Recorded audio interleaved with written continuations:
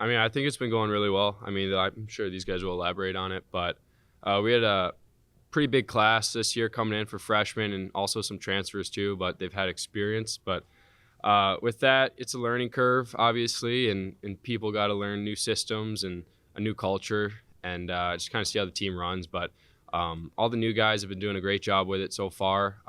They've adapted really quickly, and I think right now we're pretty confident going into this weekend, and we're happy with what we see so far. All right, questions, folks? Hudson, Cav talked about the conversation that he had with you where you just sort of remarked how much you really wanted to get back to Boston Garden. Have you and has everyone else on your team really felt that here in the start of the season, rather than the start of the season? Yeah, absolutely. This program's been on the rise lately, and with that comes a new set of expectations for us in our program moving forward. So we have a new standard to reach that garden every single year and be in the top of Hockey East, and we're looking to do that this year as well. Hudson, can you kind of describe what that lunch was like, where it took place, how the conversation evolved? Yeah, for sure. Yeah, it was really nice. I think Cav was out on the West Coast visiting a recruit and gave me a call and said, "Hey, do you want to meet for some lunch?" And I was, "Yeah, I'd love to meet for some lunch." So, but I'm kind of halfway between my house and where the recruit was, and we had a great lunch and got to kind of get to know him a little bit off the ice, which was really good to build that personal connection with staff. Because when you do things on the ice, it gets a little chaotic with everyone and everything involved and everything going on all the time. So it was really good to sit down and have a good quality time with the coach for sure. So how did it come up where you guys said you got to get back?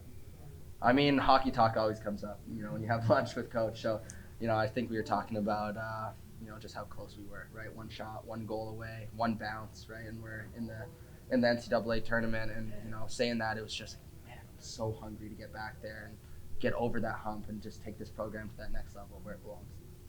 This is for all three. Jake, maybe you can start and go down the line. Does leadership come naturally for you? Is it a thing that you've had all your hockey life, or is it something you've had to grow into? I mean, I think that you like to think you have it all your life, and I think you come into different teams at different times. And coming in freshman year, I was obviously young, and I just got to watch guys like Wyatt Newpower, Ben Freeman, like how they led a team, and I kind of wanted to take strides toward that as I got older. And then I think last year is when I really took a big step toward it, and obviously this year getting a letter is something that you got to lead the team, Yeah, I mean, for me, I think my freshman year, I was pretty immature. Coming to college, it's a big transition with school and having a lot more responsibilities in hockey. And like he said, we've had some great captains before us, and I was fortunate enough to play with Miles Gendron and Newpower and Freeman and also Karashek too. So, they really paved the way for me and taught me a lot of things. And then when I was out my sophomore year not playing, that's kind of where I did the most learning. I didn't play a game, so I was on the sideline the whole time, kind of saw the backstage of how the team worked. And yeah, I think that year was a big year for me and trying to find myself and become a leader. So.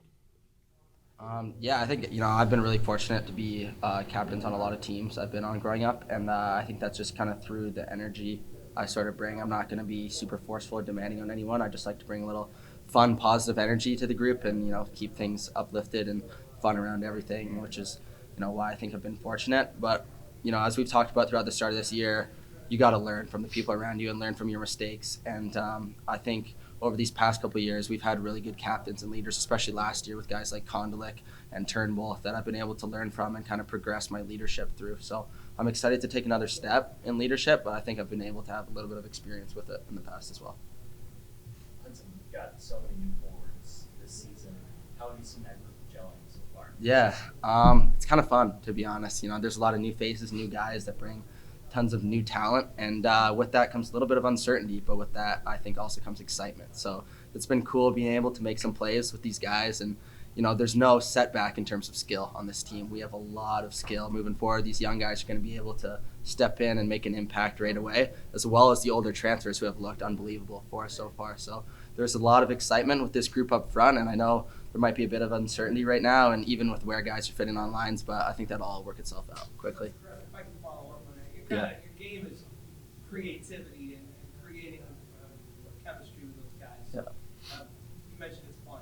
What's the process like in kind of feeling out someone's skill set, knowing what you can do, setting them up? Yeah, I think, scrimmaging and stuff in practice is huge for that. Just there's no way to build chemistry rather than kind of get into moments yourselves and experience moments with each other and face a little bit of adversity with each other. I think is really important too. You're not going to go out every shift and have an unbelievable shift or have an unbelievable line rush in practice. There's going to be failures and there's going to be times where you mess up. But if you can build good chemistry and have good conversations with those guys, I think those are the lines that really take advantage and step up. Like I think of a line like Pasternak, Marchand, Bergeron in the NHL who have been elite for 6 years now, and they're guys who every game maybe they're not scoring 3 or 4 goals, but they're consistent because I think off the ice they're also talking all the time. You see them on the bench talking. So I think chemistry is a huge part, and just you come off after a shift and you assess whether it was good or bad. What did we do good? What can we do better?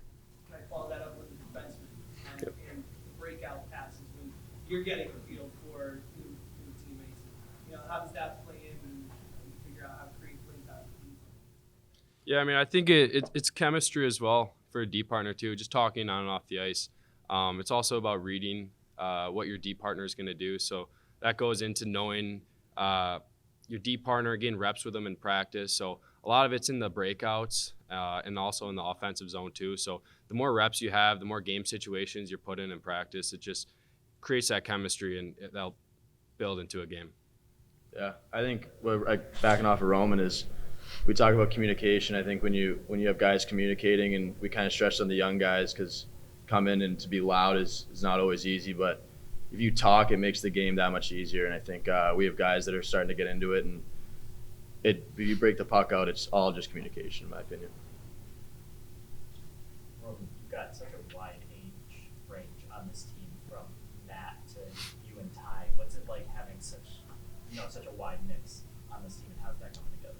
I mean, I think it's a good thing, especially for these younger guys too, to really learn from guys that have had more experience and who've played a lot of games at the collegiate level. So I think it's good for them. It's also good for us too. I mean, they're teaching us things as well. So we got the young guys, they came in with a lot of skill and high offense. So it's a lot of energy too every day at practice. But I think we learn from each other. So it's not just one-sided.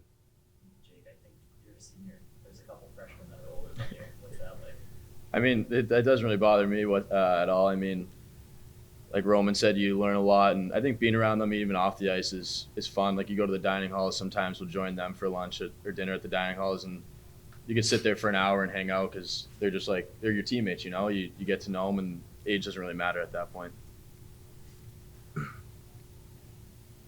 Is it strange to have guys come in who you played against in Hockey East?